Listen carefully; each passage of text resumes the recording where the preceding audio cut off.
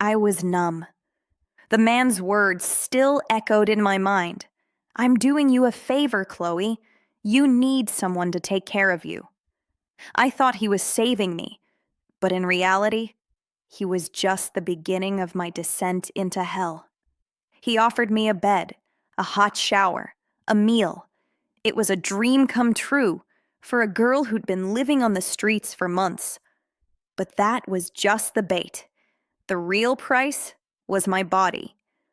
The first few weeks were a blur. I was so grateful for the safety and security he provided, I didn't question his motives. But as time went on, I started to notice the little things. The way he'd glance at me when I was sleeping, the way he'd whisper in my ear when I was trying to relax. It was like he was conditioning me to be his, to be a part of his twisted game. And then there were the friends. They'd come over, usually in the dead of night, and I'd be expected to perform. It was like I was a prize he'd won, a trophy to be displayed and admired. I'd try to fight it, to resist, but he'd just tell me how lucky I was to have him, to have a home, to have food on the table.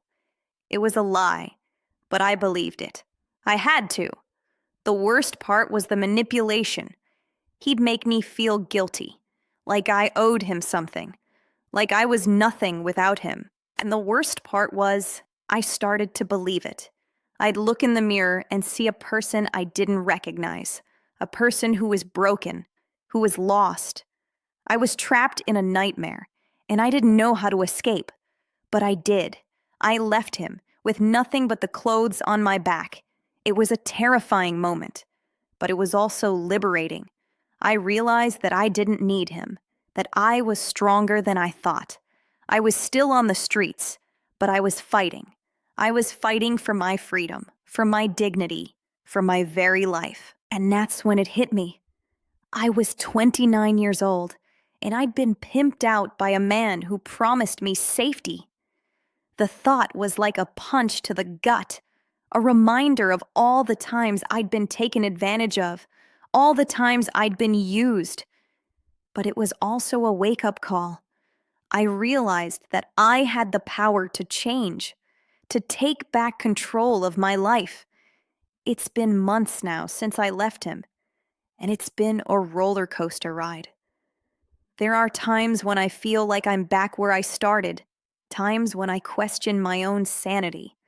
But there are also times when I feel like I'm finally getting my life back, like I'm finally starting to heal. The road to recovery is long and hard, but it's worth it. I'm not the same person I was when I was living on the streets, when I was trapped in that cage. I'm stronger now. I'm wiser now. And I'm fighting for something I thought I'd lost forever. My body, my dignity, my very soul.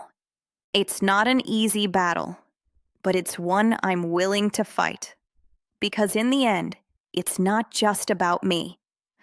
It's about all the women out there who are trapped in situations like mine, who are being manipulated and used.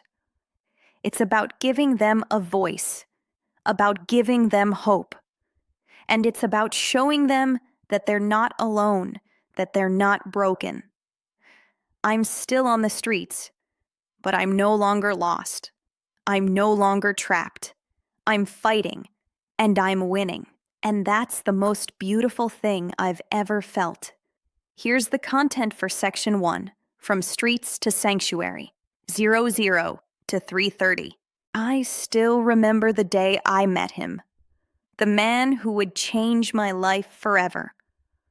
Or so I thought. I was living in a park, a place where I'd been raped and left for dead.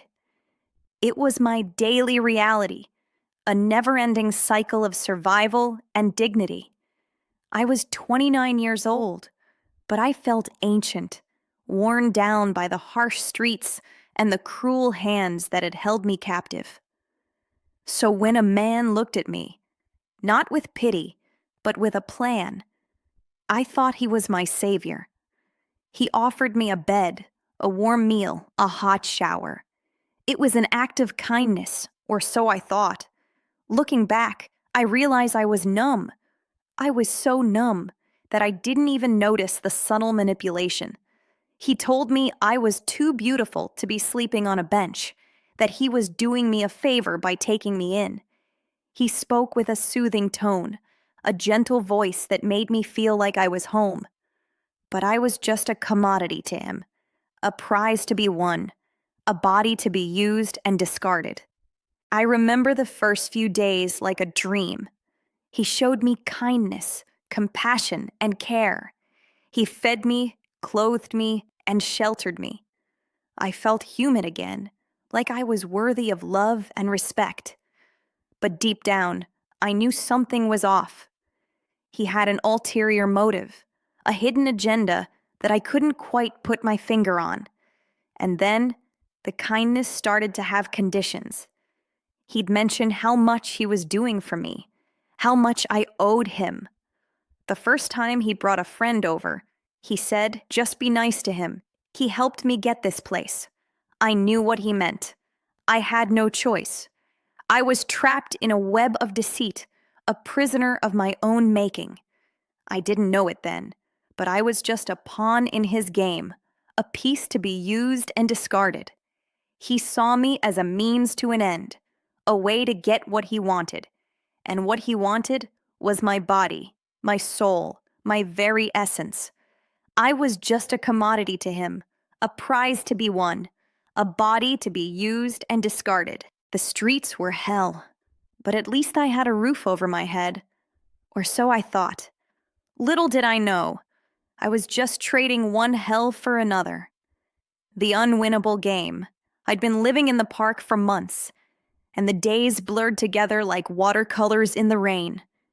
The smell of rotting trash and desperation clung to me like a wet shroud.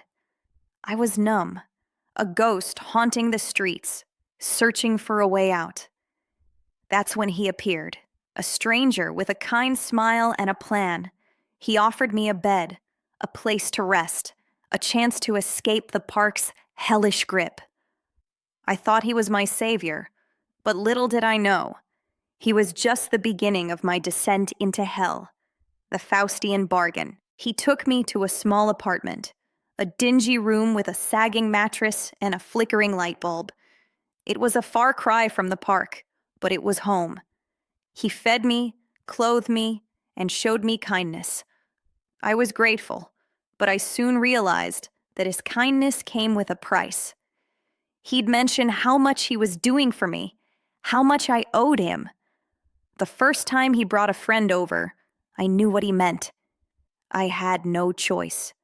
My body was being bartered like a commodity, a trade for a roof over my head. 3:30, 5 o'clock, the devouring darkness. I tried to disconnect, to manipulate men before they could manipulate me. I told myself I was a gold digger, that I was using them for money, for survival. It was a lie I told myself to get through the night. But deep down, I knew I was trapped. I was just a different kind of prisoner, living in a different kind of hell. The men came and went, each one a stranger, each one a reminder that my body was not my own. I was a commodity, a service he provided, and I was powerless to stop it.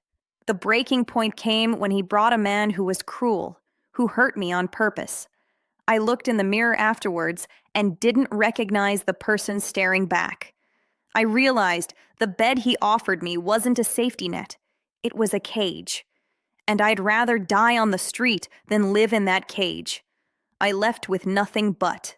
I still remember the day I met him, the man who would change my life forever. Or so I thought. It was a typical day on the streets, scavenging for food and avoiding the unwanted attention of passers-by. I'd seen it all before.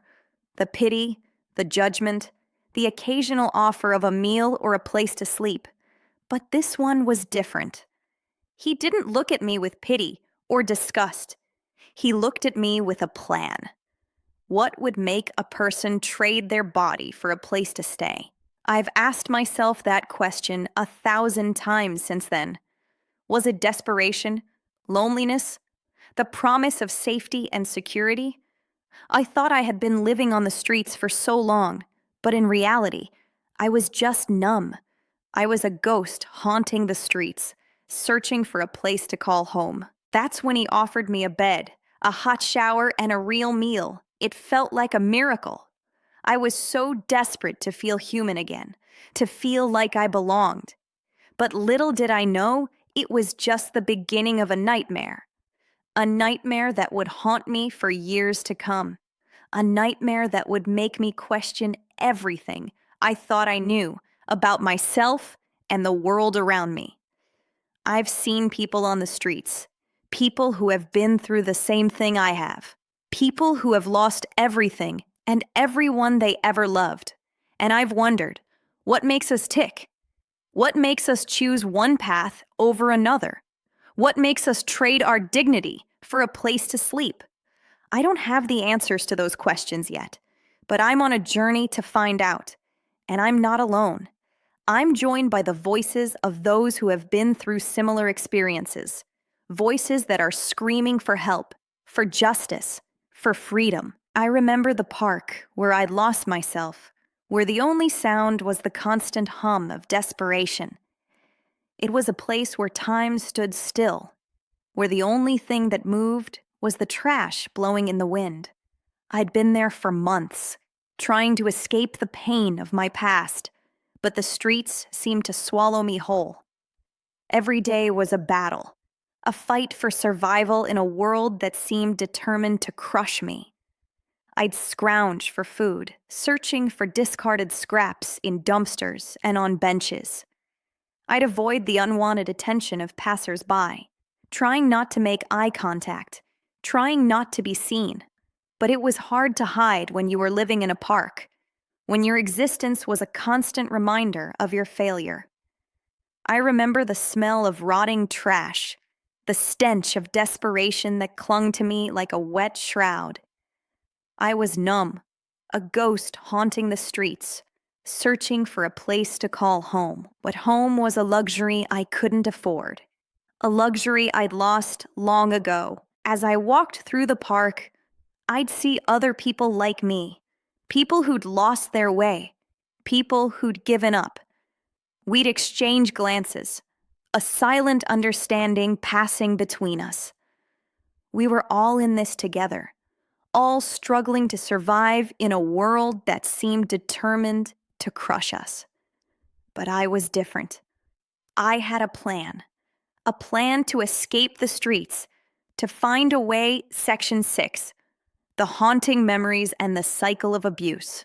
I still carry the scars, both physical and emotional, from that park where I was raped. The trauma still haunts me, a constant reminder of the desperation and vulnerability that led me to that place. It's a cycle I've struggled to break, one that's fueled by addiction and the need for survival. Addiction is a master manipulator, preying on our deepest fears and insecurities. It promises escape, promises relief, but it delivers only pain and suffering. I saw it in my ex, the way it slowly consumed him, hollowing out his soul.